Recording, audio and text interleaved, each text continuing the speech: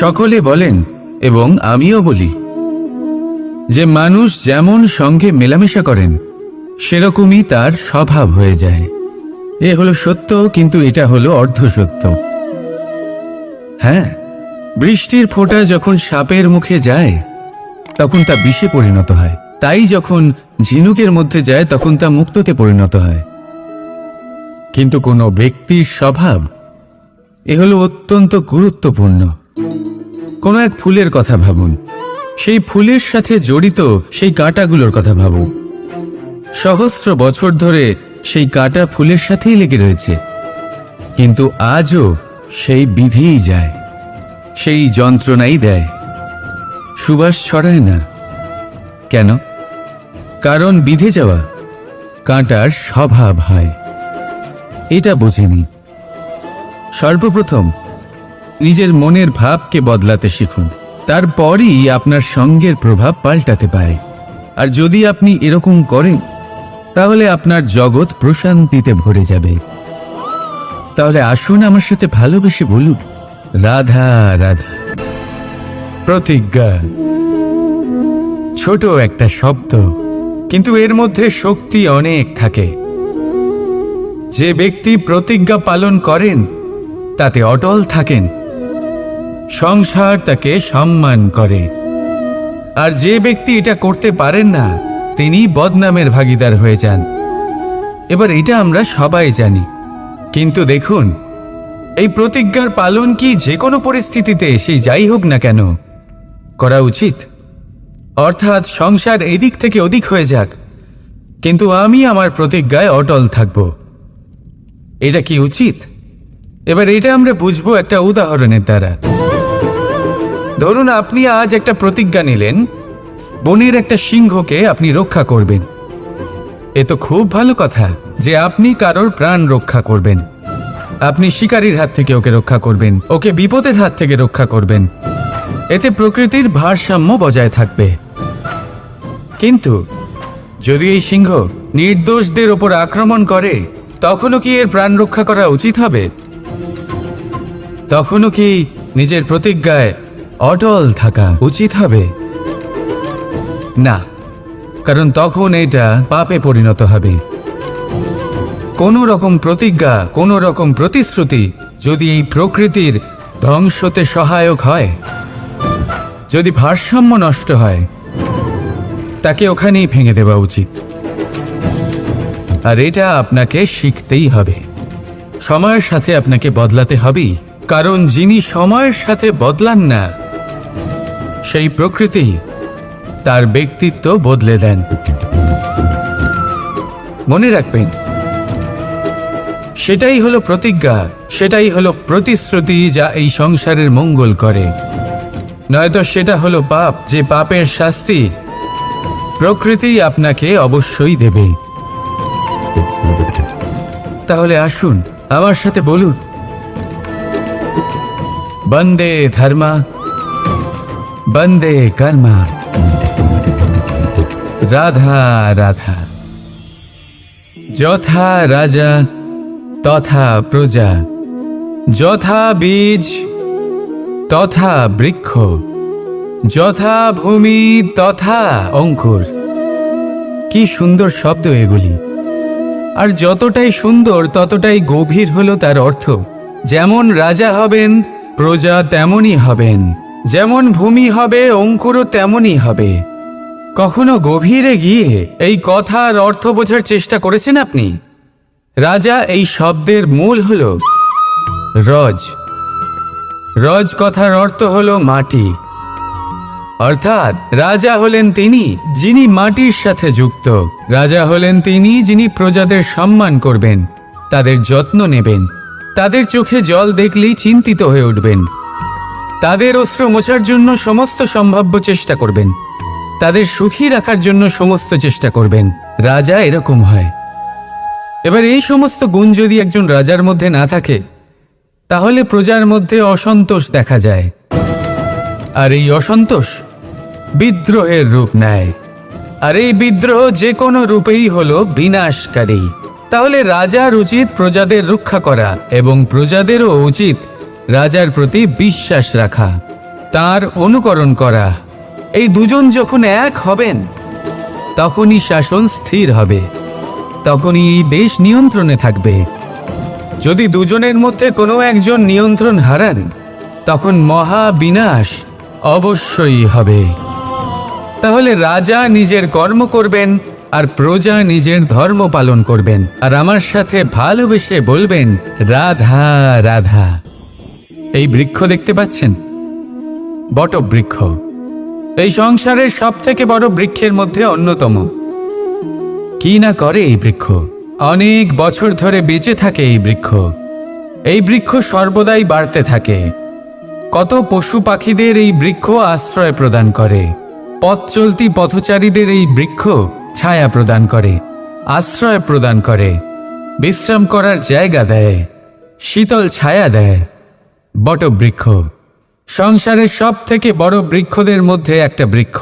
এই বৃক্ষের বীজ সর্ষে দানার থেকেও ছোট হয়, কিন্তু তা মাটির মধ্যে সমাহিত হয়ে যায়, নিজের খোলসকে ভেঙে প্রথমবার অঙ্কুরিত হয়, আর তারপরে আস্তে আস্তে আস্তে একটা ছোট্ট বীজ একটা বিশাল বটবৃক্ষে পরিণত হয়। জীবনে যদি সাফল্য পেতে চান তাহলে এইভাবেই এগোতে হবে। ছোট ছোট পদক্ষেপের দ্বারা এই পথ চলা শুরু করতে হবে। সেই জন্য ছোট কাজ করতে কখনো সংকোচ করবেন না, ছোট কাজ করতে কখনো লজ্জা পাবেন না। যদি এই ছোট ছোট কাজ পূর্ণ নিষ্ঠা দিয়ে, পূর্ণ মনোযোগ দিয়ে, সততার সাথে করতে পারেন, তাহলে এই ছোট কাজের আকার বাড়তে থাকবে। তাই কাজগুলিকে কাজের মতোই দেখতে শুরু করুন। ছোট কাজ বা বড় কাজ এরকম ভাববেন না। তাহলে কর্ম করতে থাকুন। জীবনে আপনার অস্তিত্ব বটবৃক্ষের থেকেও বড় করে তুলুন। তাহলে আসুন আর আমার সাথে ভালোবেসে বলুন রাধা রাধা। কর্ম এবং ফল। মানুষের স্বভাব হলো এটাই যে তিনি নিজের প্রত্যেক পরিশ্রমের প্রতিফল প্রার্থনা করেন। বেশিরভাগ সময় এই ফলাফলের চিন্তা করতে করতে, কল্পনা করতে করতে উনি কর্ম করতে থাকেন যে আমি এই কাজটা করলে এই ফল পাবো। সেই সব কল্পনা করতে থাকেন যা না তার হাতে আছে, না আছে অধিকার, আর না আছে নিয়ন্ত্রণ। উনি শুধু নিজের কর্ম করতে পারেন। উনি কি ফল পাবেন তা তার হাতে কখনোই নেই। তাই আপনিও শুধুমাত্র কর্ম করতে থাকুন, ফলের চিন্তা করবেন না। মনে রাখবেন, শিকড় এবং শাখা যেভাবে একে অপরের সাথে জড়িয়ে, সেইভাবেই একে অপরের সাথে জড়িয়ে কর্ম এবং ফল। যেরকম কর্ম আপনি করবেন সেরকম ফল আপনি অবশ্যই পাবেন। তাই এই ফলের আশায় কর্মের সময় কখনোই নষ্ট করবেন না, কারণ যে ব্যক্তি সময় নষ্ট করেন, সময় সেই ব্যক্তিকে অবশ্যই নষ্ট করে দেয়। কর্ম করুন নিঃস্বার্থভাবে, ফলের চিন্তা করবেন না, আর আমার সাথে ভালোবেসে বলুন রাধা রাধা। বরদান অত্যন্ত বিচিত্র এক বিষয়, কিন্তু দেখতে গেলে এই বরদান কি না করতে পারে। এক দরিদ্রকে রাজা বানিয়ে দিতে পারে, একজন দুর্বলকে এই সংসারের সব থেকে শক্তিশালী ব্যক্তি বানিয়ে দিতে পারে। কিন্তু আমরা ভুলে যাই এক অত্যন্ত গুরুত্বপূর্ণ কথা। বরদান এই শব্দের শেষে দান লুকিয়ে রয়েছে।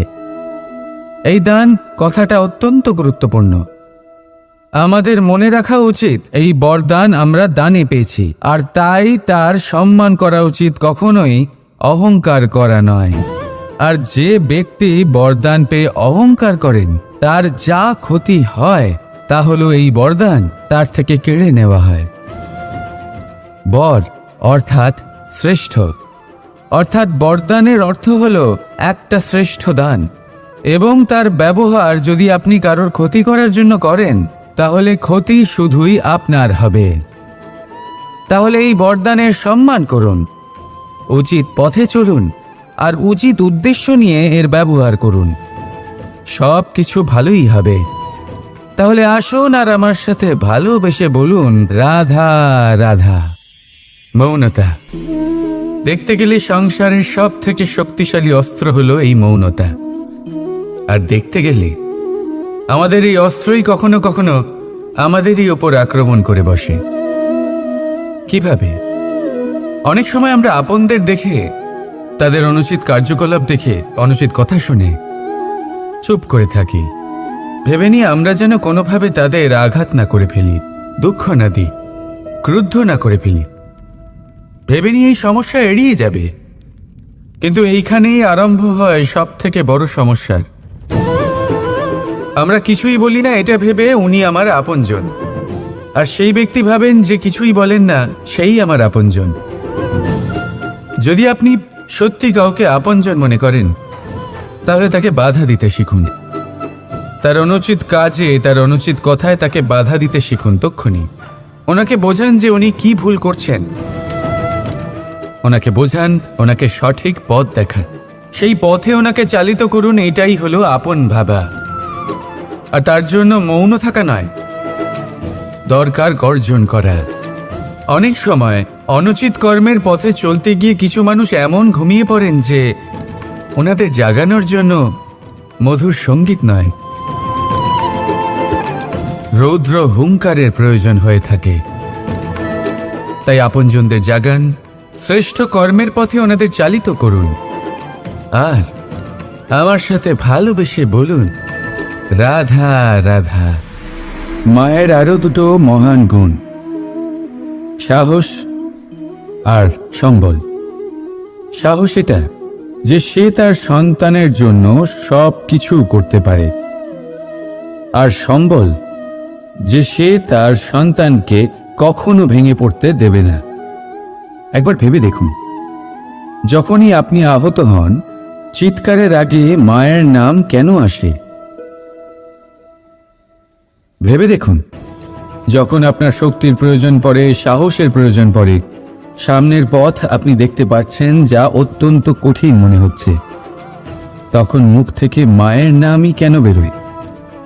কারণ মা আমাদের সাহস যোগায়, মাই আমাদের ভরসাও যোগায়। মা জানেন কি করে আমাদের আঙুল ধরে আমাদের হাঁটতে শেখাতে হবে। মা এটাও জানে যে কিভাবে কান ধরে আমাদের সঠিক পথে নিয়ে আসতে হবে। এই রকম সাহসী মায়েদের আমার শত কোটি প্রণাম। রাধা রাধা। বসন্ত ঋতু এলেই একটি মিষ্টি কবুধ্বনি শোনা যায়, যা মনে বসে যায়। কোকিলের কুহুতান বড়ই মিষ্টি, বড়ই সুন্দর। আরেকটি পক্ষীও আছে যার স্বর বড়ই মিষ্টি, আমাদের বাড়ির আশেপাশেই থাকে। সবুজ রং, লাল ঠোঁট। ঠিক চিনেছেন আপনারা, টিয়া। এই দুই পক্ষী আমাদের ভীষণ ভালো লাগে, মনকে শান্তি দেয়। কিন্তু এই দুজনের মধ্যে অনেক পার্থক্য। কোকিল বনে জঙ্গলে স্বাধীনভাবে ঘোরে, কিন্তু টিয়া অনেক সময় আমাদের বাড়ির খাঁচায় বন্দি পাওয়া যায়। কেন হয় এরকম? কখনো ভেবেছেন? কারণ কোকিল নিজের ভাষা বলে, আর টিয়া বলে অন্যের শেখানো বলি। যারা নিজের ভাবনায় দৃঢ় থাকেন, নিজের আত্মার কথা শোনেন, সেটাই করেন আর সেটাই বলেন, তারা এই সংসারে স্বাধীন থাকেন। আর যারা অন্যের বুলি বলেন, আত্মমন্থন না করে, তারা বন্দী হয়ে থাকেন, কখনো খাঁচায় আর কখনো ধারণায়। তাহলে কি হতে চান আপনি? কোকিল নাকি টিয়া? নির্ণয় আপনার। রাধা রাধা। সমস্ত সম্পর্কের ভিত হলো অটুট বিশ্বাস। এখন প্রশ্ন এই যে বিশ্বাস কাকে করা যায়? এটা বুঝতে গেলে আপনাকে আগে বুঝতে হবে যে বন্ধনে কাজে লাগে যে দড়ি, সেটা বানানো কি করে হয়। প্রত্যেক দড়িতে 3টি সুতো থাকে, যেগুলি একে অপরের সাথে জড়ানো থাকে। ব্যাস, বিশ্বাসের সাথেও ঠিক এটাই হয়। যদি আপনি তার সাথে বিশ্বাসের বন্ধনে জড়ান, যে আপনার জীবনের এই 3টি সুতো জানেন, বোঝেন। প্রথম, আপনার হাসির পেছনে লুকোনো আপনার কষ্ট। দ্বিতীয়, আপনার ক্রোধের পেছনে লুকোনো আপনার প্রেম। আর তৃতীয়, আপনার মৌনতার আড়ালে লুকোনো আপনার শব্দের আগ্নেয়গিরি, আপনার অসহায়তা। যে ব্যক্তি আপনার জীবনের এই তিনটি সুতো, এই তিনটি কথা জানেন, যদি তার সাথে আপনি বিশ্বাসের বন্ধনে জড়ান, তার সাহায্যে জীবনের বড় বড় বাধা অতিক্রম করতে পারবেন। রাধা রাধা। পড়তে কে না ভালোবাসে? সাফল্যের মহাকাশে গমন করতে কে না চায়? সবাই চায়। সবাই চায় যে এই সংসারে তাদের নাম, তাদের পরিচয় সব থেকে ওপরে থাকবে, যে তাদের নাম ইতিহাসে স্মরণীয় হয়ে থাকবে। কিন্তু সবার নাম ইতিহাসে লেখা হয় না। কিছু মানুষ নাম অর্জন করেও অনামী রয়ে যান। কেন? কারণ তারা এই ধরিত্রীর সাথে সম্পর্ক ভেঙে দেন। ভুলে যান এই কথাটা যে উড়ান সম্পূর্ণ হওয়ার পরে ধরিত্রী তাদের বিশ্রাম দেবে,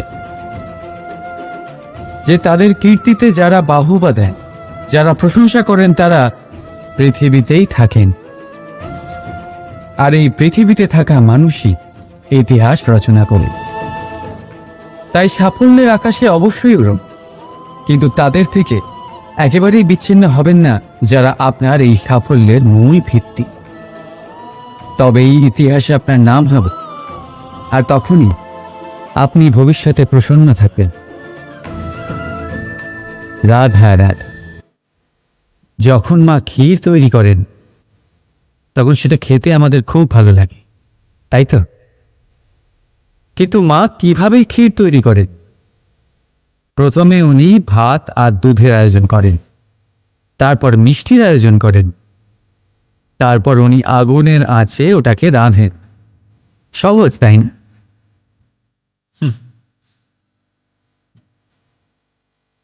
অতটাও সহজ নয়। এই জীবনে আনন্দের ক্ষীর আস্বাদন করার এটাই উপায়, কিন্তু এতে সময় অনেকটাই লাগে। শুদ্ধ শুভ্র দুধের মতো ভাবনায় সদা অটুট সম্পর্কের মধ্যে প্রেমের মিষ্টত্ব মিশিয়ে যখন প্রয়াস আর পরিশ্রমের আগুনের আজে অনেকক্ষণ রাধা হয়, তখন তৈরি হয় আনন্দরূপী ক্ষীর।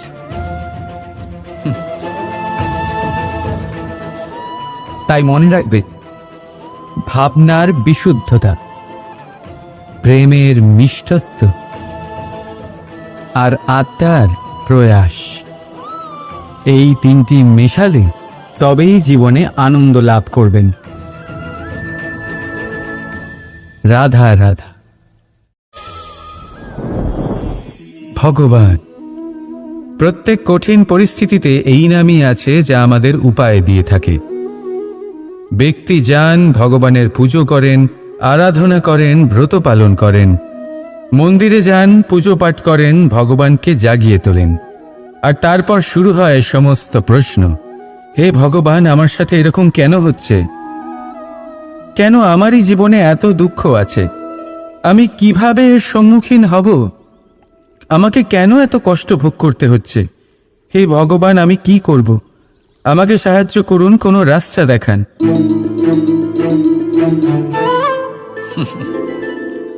চলুন, আমি আপনাকে একটা প্রশ্ন করি। মন্দিরে যাওয়ার চেষ্টা করার আগে আপনি কি জীবনে ততটা চেষ্টা করেছেন যতটা সেই সমস্যাকে দূর করার জন্য দরকার ছিল? দ্বিতীয় প্রশ্ন, ভগবানকে জাগানোর পূর্বে আপনি কি নিজেকে জাগিয়ে তুলেছেন? আপনি কি আলস্য ত্যাগ করেছেন? তৃতীয় প্রশ্ন, ভগবানকে জিজ্ঞাসা করার আগে আপনি কি নিজেকে জিজ্ঞাসা করেছেন যে আমি কেন এত অসফল হচ্ছি? যদি না করে থাকেন, তাহলে সবার আগে এটা করুন। আপনি সমস্ত প্রশ্নের উত্তর পাবেন, সমস্ত বিপদের পরিত্রাণ পাবেন, অন্য কোথাও নয়, নিজের ভেতরে তাকিয়ে দেখুন। চেষ্টা করুন নিজেকে জাগিয়ে তোলার। আপনি সফল অবশ্যই হবেন, কারণ এই পরমাত্মা, ওই পরমেশ্বর, ওই পরব্রহ্ম আপনার মধ্যেই তো আছে। রাধা রাধা। সংসারে এমন একটা ভ্রান্ত ধারণা রয়েছে যে সবকিছু ভাগ্যের দ্বারা পাওয়া যায়, কিন্তু ভাগ্য, প্রারব্ধ এ তো সকলের জন্যই সমান হয়। এটা তো ব্যক্তির ওপরে নির্ভরশীল হয়, তার আকাঙ্ক্ষার উপরে নির্ভরশীল হয়, বাসনার উপরে নির্ভরশীল হয়, স্বভাবের উপরে নির্ভরশীল হয় যে উনি সেটা নিয়ে কি করেন। দেখুন, এই প্রসাদ কিন্তু সকলকেই দেওয়া হয়, কিন্তু তা গ্রহণ করবেন কিভাবে সেটা ব্যক্তির উপরে নির্ভর করে। আপনাকে এক উদাহরণ দিই। যেমন ধরুন, দুজন মানুষকে আমি একটা করে মাটির ডেলা দিলাম, সেটা নিয়ে তারা কি করবেন? একজন মানুষ তার ছোট ছোট ডেলা বানাবেন আর পথযাত্রীদের ওপরে ছুঁড়ে মারবেন, হাসি ঠাট্টা করবেন, তাদের বস্ত্র নোংরা করে দেবেন, সেটাতেই উনি আনন্দ পাবেন। অন্যদিকে দ্বিতীয় ব্যক্তি সেই মাটির ডেলা দিয়েই নিজের জন্য একটা কুঁড়ে ঘর বানাবেন। সেই কুঁড়ে ঘর যা রোদেতে, বৃষ্টিতে, ঝড়ে তাকে সুরক্ষিত রাখবে। অনুভূতি, এই অনুভূতি বদলাতে শিখুন। এই অনুভূতি অত্যন্ত গুরুত্বপূর্ণ। ভালোবাসাতেও এই অনুভূতি হলো অত্যন্ত গুরুত্বপূর্ণ। ভালোবাসা সে বন্ধুর সাথে হোক, মা বাবার সাথে হোক, ভাই বোনের সাথে হোক, স্ত্রীর সাথে হোক, যে কারোর সাথে হোক, মনে রাখবেন এই হলো সেই অনুভূতি যা আপনার ভাগ্য নির্ধারণ করে থাকে। তাহলে আসুন আমার সাথে প্রেমের অনুভূতি নিয়ে বলুন, রাধা রাধা। মানুষের কত রকম অনুভূতি হয়, কিন্তু সে সেটাই করে যেটা সে আজ অবধি করে এসেছে, আর এটাই তার সব থেকে বড় ভুল। আপনাকে যদি উদাহরণ দিই, তাহলে একটা গোয়ালা যে ছোটবেলা থেকে একটাই কাজ করেছে, গরুকে চড়িয়েছে, দুধ বের করেছে, সে সারা জীবন সেটাই পাবে, শুধু দুধ। কিন্তু ভেবে দেখুন, যখন এই দুধ কোনো ময়রার কাছে যায়, তখন সে সেটা দিয়ে মালপোয়া বানায়, মাখন বানায়, বিভিন্ন রকমের সুস্বাদু মিষ্টি বানায়, ঘি বানায়। সে বড় কিছু করে, তার বদলে সে বড় কিছু পায়। তাই মনে রাখবেন, যদি আপনি সেটা করেন যেটা আপনি সব সময় করে এসেছেন, তাহলে আপনি সেটাই পাবেন যা আপনি আজ পর্যন্ত পেয়ে এসেছেন। নতুন কিছু করার চেষ্টা করুন, আলাদা কিছু করার চেষ্টা করুন, নিজেকে বদলানোর চেষ্টা করুন, নিজেকে প্রস্তুত করুন, নতুন কিছু করুন। তাই মনে রাখবেন, যদি আপনি এমন কিছু করেন যা এর আগে কেউ কখনো করেনি, তাহলে আপনি এমন কিছু পাবেন যা এর আগে কেউ কখনো পায়নি। তাই নতুন উপায়, নতুন চেষ্টার দ্বারা নতুন কর্মের পালন করুন। নতুন চিন্তা নিজের ভেতরে জাগ্রত করুন, কারণ এই চিন্তাই সত্য হয়ে আপনার জীবনে আসবে। রাধা রাধা। সমুদ্র মন্থন, আমরা সবাই জানি এ কিভাবে হয়েছিল। এই মন্থন থেকে কি কি পাওয়া গেছিল? অসংখ্য রত্ন পাওয়া গেছিল, বিষ পাওয়া গেছিল, অমৃত পাওয়া গেছিল। ঠিক সেইভাবেই আমাদের ভেতরেও একটা বিশাল সমুদ্র রয়েছে, যাকে আমরা নাম দিয়েছি মন। যদি এই মনের মন্থন করা হয়, তাহলে এই মন থেকে বিষও বেরোতে পারে আর অমৃতও বেরোতে পারে। তাই মনে রাখবেন, আপনার যে জিহ্বা রয়েছে তা বিষও নির্গত করতে পারে, আবার অমৃত। খারাপ কিছুও করতে পারে, যদিও আপনার মনস্কামনা খারাপ নাও হয়। তাই সবসময় যখন আপনার মুখ থেকে শব্দ উচ্চারণ করবেন, এই মনের মন্থন করে তা করুন। আর আমার সাথে ভালোবেসে বলুন, রাধা রাধা। আপনি কি কখনো শুনেছেন হরিণ সিংহের থেকে পালানোর বদলে তার সাথে লড়াই করেছে? হরিণ সিংহকে আক্রমণ করেছে, কখনো শুনেছেন? কখনো না। কিন্তু এরকম হতেই পারে, এরকম হয়েই থাকে। আর এটা তখনই হয় যখন হরিণের শাবক বিপদে পড়ে। যখন তার সিংহের কবলে পড়ার ভয় থাকে, তখন হরিণীও এসে সিংহের সাথে লড়াই করতে থাকে, কারণ সে একজন মা আর মা তার সন্তানের জন্য সব কিছু করতে পারে। এ হলো মায়ের স্নেহ, যেটা যত নরম হতে পারে ঠিক ততটাই কঠোরও হতে পারে। আর তার সন্তানের মঙ্গলের জন্য সে ক্রোধের সমস্ত সীমা পার করে তার সন্তানকে রক্ষা করেই ছাড়বে। আর সেই জন্যই তো মাকে সন্তানের জীবনে সবথেকে বড় ঢাল বলা হয়। এই মাকে আমার শত কোটি প্রণাম। রাধা রাধা। একে চিনতে পারলেন? একে কুঠার বলা হয়। আপনারা জীবনে কোথাও না কোথাও কোনো না কোনো রূপে এটা দেখেই থাকবেন। একটা ব্যাপার নিশ্চিত, এই কুঠার ছাড়া কোনো বৃক্ষকে কাটতে পারা সরল নয়। এবার আপনি কখনো এটা ভেবেছেন, এই কুঠার এর এই অংশ, এর মুখটাই যদি না থাকে তাহলে কি হবে? এ শুধুমাত্র কোনো বৃক্ষই নয়, তার কোনো ডালও কাটতে সক্ষম হবে না। এবারে ভাবুন, এই শুকনো কাঠের হাতল এ আমরা কোত্থেকে পেলাম? কোনো এক বৃক্ষ থেকেই। সেই ডাল যাকে কেটে ফেলা হয়েছিল, এক বৃক্ষকে কাটার জন্য এই ডালই শস্ত্ররূপে প্রস্তুত। আমাদের জীবনে আমাদের প্রিয়জন, আমাদের আপনজন যখন সময় কখনো কখনো তাদের সঙ্গ না দেয়, যদি তারা দৈন্য দশায় থাকেন তাহলে তাদের সঙ্গ কখনো ছাড়বেন না। ওনাদের প্রয়োজন শুধুমাত্র মনোবল। তা তাদের দিন। তাদের সাহায্য করা আপনার কর্তব্য। হয়তো তাদের সাথে থেকে আপনার কোনো লাভ হবে না, কিন্তু তাদের দূরে থাকাতে আপনার ক্ষতি অবশ্যই হতে পারে। সর্বদা সাহায্য করুন। সঠিক সময় আসলে তা আপনার সহায়ক অবশ্যই হবে। রাধা রাধা। আমাদের মধ্যে বেশিরভাগ মানুষেরই এই অভিযোগ থাকে যে মানুষ তখনই আমাদের স্মরণ করেন যখন সেই সময় আসে যখন আমাদেরকে প্রয়োজন হয়, যখন কোনো কাজ থাকে। যখনই এই সময় পেরিয়ে যায়, তাদের কার্যসিদ্ধি হয়ে যায়, তারা আমাদের থেকে দূরে চলে যান, ভুলে যান আমাদের। এবার এই বিষয়ে ভেবে খারাপ অবশ্যই লাগে। এই পরিস্থিতিকেই অন্য এক দৃষ্টিভঙ্গি দিয়ে দেখার চেষ্টা করুন। মনে রাখবেন, মানুষ প্রদীপের সন্ধান তখনই করেন যখন তার জীবনে অন্ধকার থাকে। আপনি প্রসন্ন হয়ে উঠুন, কারণ আপনার কাছে সেই সুযোগ আছে যে কারোর জীবনে প্রকাশের কিরণ আনতে পারছেন, কাউকে সঠিক পথ দেখাতে পারছেন, কারোর সহযোগিতা করতে পারছেন, এই পুণ্য অর্জন করতে পারছেন। কারোর থেকে কোনো আশা রাখার দরকার নেই। যার আপনাকে যতটা প্রয়োজন তাকে ততটাই সাহায্য করুন, ততটাই সবাইকে প্রেম বিতরণ করুন। আর এই প্রেমের ভাব নিয়েই আমার সাথে বলুন, রাধা রাধা।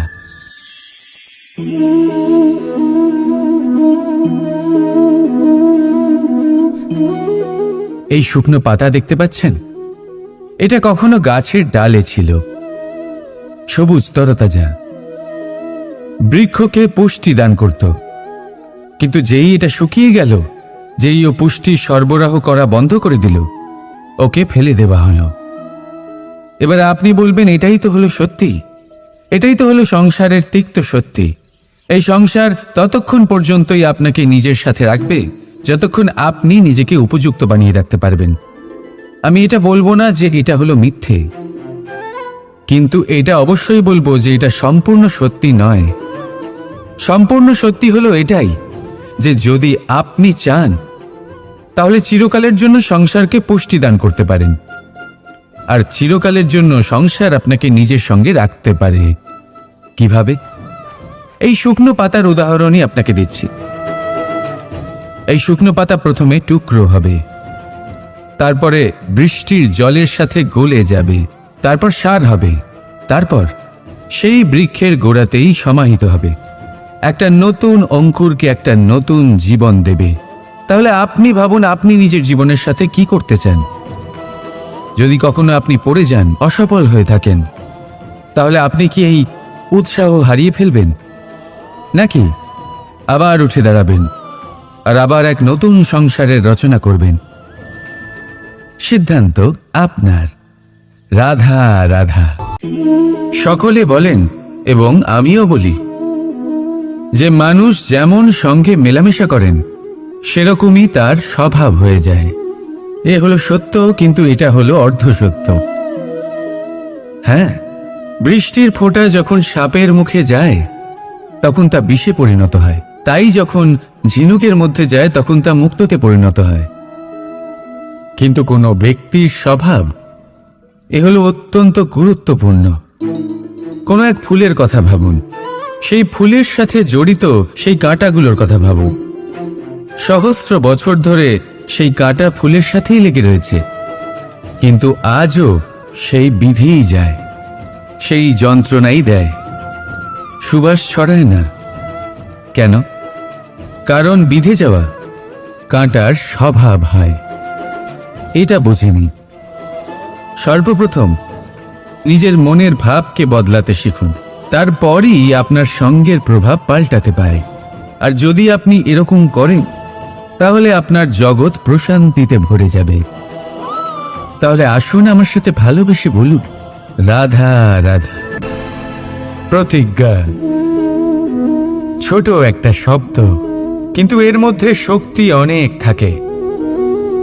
যে ব্যক্তি প্রতিজ্ঞা পালন করেন তাতে অটল থাকেন, সংসার তাকে সম্মান করে। আর যে ব্যক্তি এটা করতে পারেন না তিনি বদনামের ভাগীদার হয়ে যান।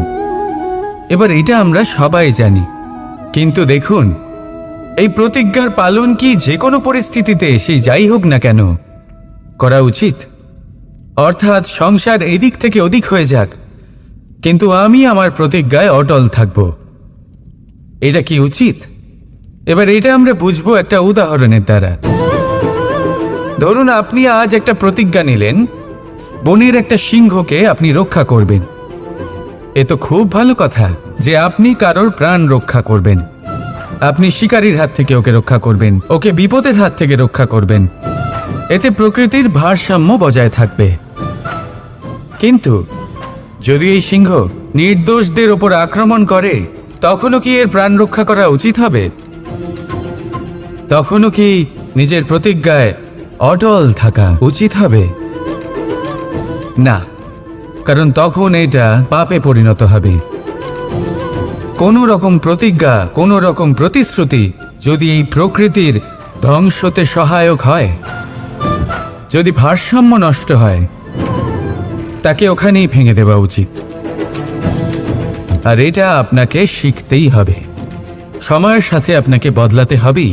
কারণ যিনি সময়ের সাথে বদলান না সেই প্রকৃতি তার ব্যক্তিত্ব বদলে দেন।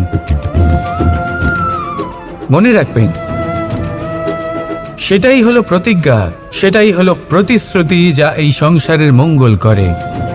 নয়তো সেটা হলো পাপ, যে পাপের শাস্তি প্রকৃতি আপনাকে অবশ্যই দেবে।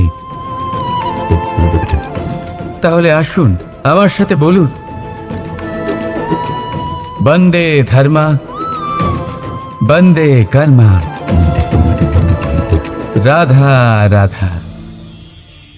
যথা রাজা তথা প্রজা, যথা বীজ তথা বৃক্ষ, যথা ভূমি তথা অঙ্কুর।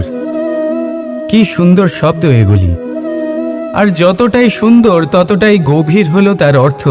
যেমন রাজা হবেন প্রজা তেমনই হবেন, যেমন ভূমি হবে অঙ্কুরও তেমনই হবে। কখনো গভীরে গিয়ে এই কথার অর্থ বোঝার চেষ্টা করেছেন আপনি? রাজা এই শব্দের মূল হল রজ। রজ কথার অর্থ হলো মাটি। অর্থাৎ রাজা হলেন তিনি যিনি মাটির সাথে যুক্ত। রাজা হলেন তিনি যিনি প্রজাদের সম্মান করবেন, তাদের যত্ন নেবেন, তাদের চোখে জল দেখলেই চিন্তিত হয়ে উঠবেন, তাদের অশ্রু মোছার জন্য সমস্ত সম্ভাব্য চেষ্টা করবেন, তাদের সুখী রাখার জন্য সমস্ত চেষ্টা করবেন। রাজা এরকম হয়। এবার এই সমস্ত গুণ যদি একজন রাজার মধ্যে না থাকে তাহলে প্রজার মধ্যে অসন্তোষ দেখা যায়। আর এই অসন্তোষ বিদ্রোহের রূপ নেয়। আর এই বিদ্রোহ যে কোনো রূপেই হলো বিনাশকারী।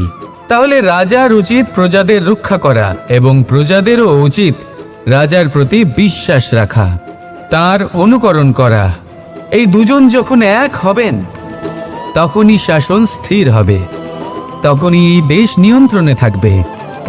যদি দুজনের মধ্যে কোনো একজন নিয়ন্ত্রণ হারান তখন মহা বিনাশ অবশ্যই হবে।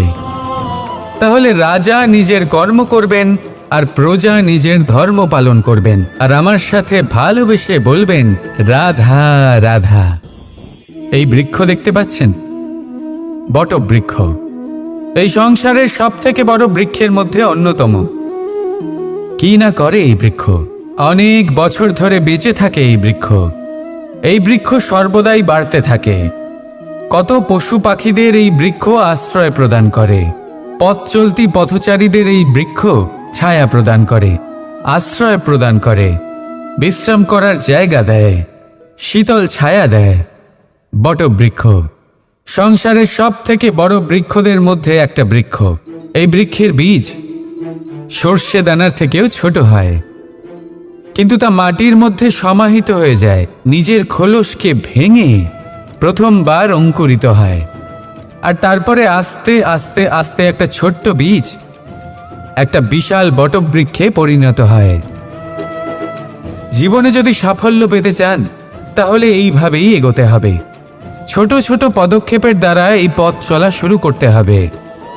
সেই জন্য ছোট কাজ করতে কখনো সংকোচ করবেন না, ছোট কাজ করতে কখনো লজ্জা পাবেন না। যদি এই ছোট ছোট কাজ পূর্ণ নিষ্ঠা দিয়ে, পূর্ণ মনোযোগ দিয়ে, সততার সাথে করতে পারেন তাহলে এই ছোট কাজের আকার বাড়তে থাকবে। তাই কাজগুলিকে কাজের মতোই দেখতে শুরু করুন। ছোট কাজ বা বড় কাজ এরকম ভাববেন না। তাহলে কর্ম করতে থাকুন। জীবনে আপনার অস্তিত্ব বটবৃক্ষের থেকেও বড় করে তুলুন। তাহলে আসুন আর আমার সাথে ভালোবেসে বলুন রাধা রাধা। কর্ম এবং ফল। মানুষের স্বভাব হলো এটাই যে তিনি নিজের প্রত্যেক পরিশ্রমের প্রতিফল প্রার্থনা করেন।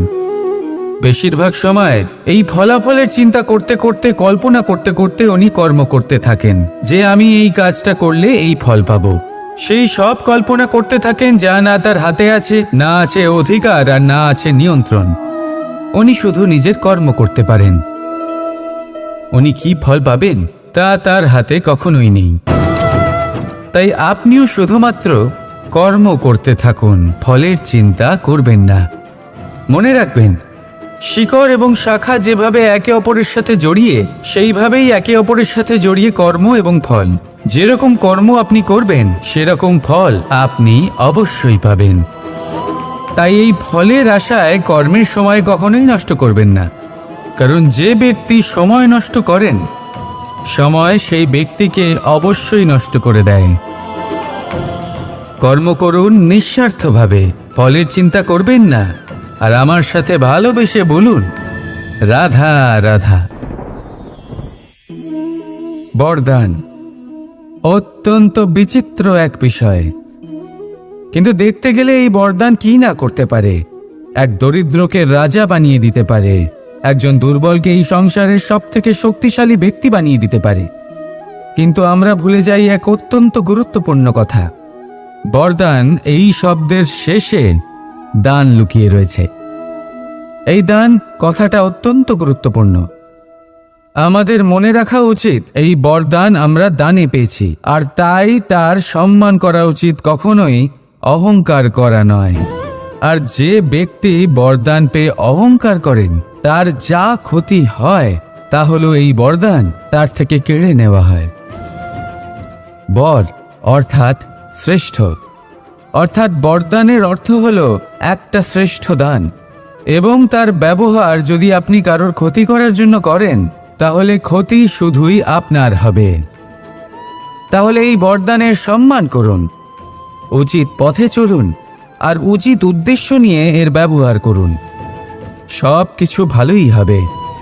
তাহলে আসুন আর আমার সাথে ভালোবেসে বলুন রাধা রাধা।